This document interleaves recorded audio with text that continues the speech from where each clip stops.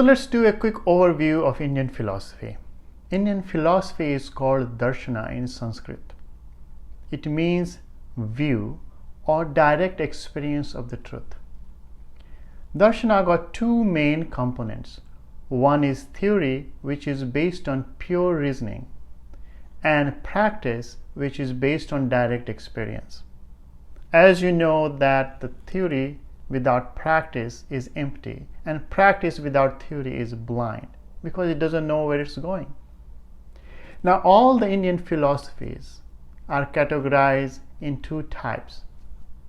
One is Orthodox philosophy, which recognizes or acknowledges Veda, and other is Heterodox philosophy, who do not acknowledge Veda.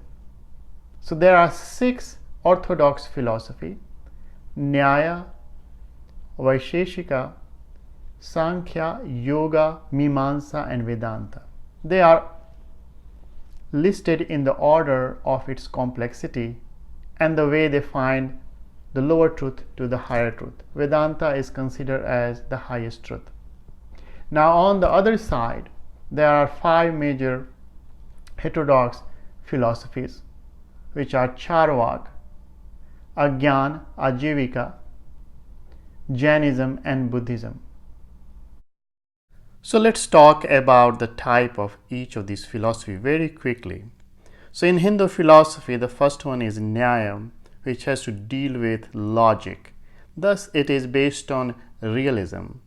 The second one uses the realism but also uses a pluralistic theory. That's why it is pluralism. The third one is Samkhya, which is based on rational thinking, and that's why rationalism is in the picture. Now, yoga uses the Samkhya as the base, but it has a lot of practices, and that's why I call it practicism. The fifth one is Mimansa, which is based on Vedic rituals, and that's why it is ritualistic in nature, and ritualism. Vedanta has to deal with inquiry about the absolute, and that's why inquirism. Okay, so let's talk about heterodox philosophies.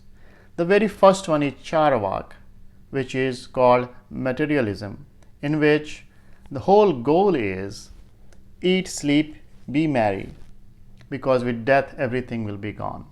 The second one is Ajnana, in which they don't allow their own judgment. So there is a suspension of judgment, so it's called agnosticism. The third one is Ajivika, in which their thinking is we cannot change our destiny, everything is predestined. So it's called fatalism. Thus they deny the law of karma. The fourth one is Jainism, in which there is a lot of practices on restraint. And the last one, as you know, is Buddhism, which is based on nominalism. All these philosophies were developed between 700 BC to 200 BC.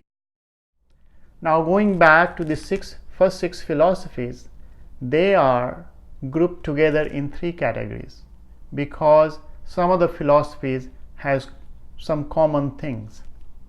Like Nyaya and Vaisheshika go together because they are realistic philosophy. They believe in realism. The Samkhya and Yoga, they go together because they are dualistic in nature. Yoga is basically founded based on Samkhya philosophy. And Mimansa and Vedanta, they go together because they have Vedas in common. One covers the ritual side and the other covers the philosophy of it. Now, all these 6 philosophies have 4 major things which they deal about. One is about how to get rid of the suffering, how to get liberated.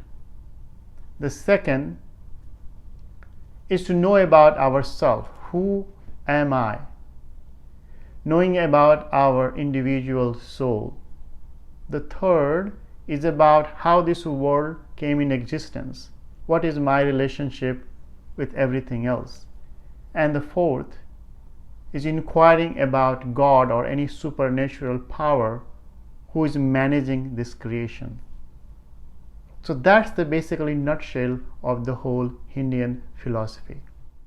Thank you so much for listening. If you like the information, please subscribe, like and share so that everyone else can also enjoy this.